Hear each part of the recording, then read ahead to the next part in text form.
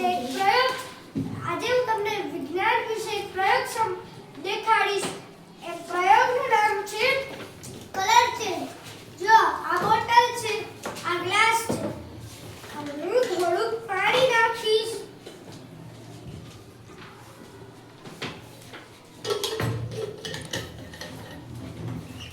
હવે હું થોડી હળદર નાખીશ.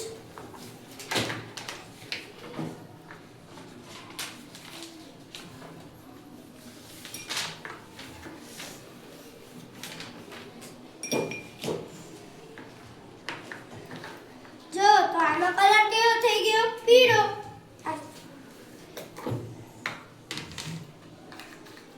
હવે હું થોડોક સોડા નાખીશ. તો આનો કલર કેવો થઈ ગયો? પીળો.